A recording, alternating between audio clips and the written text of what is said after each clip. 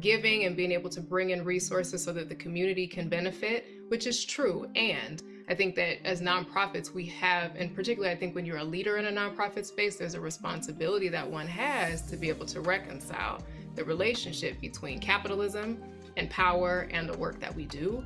And that can be uncomfortable sometimes, and it can be hard to pin down what the relationship is that we want to be in with it. And so to your exact question, I think relative to power, we cannot and should not pretend that there are not inherent power dynamics that exist when we're talking about fundraising. They're always present.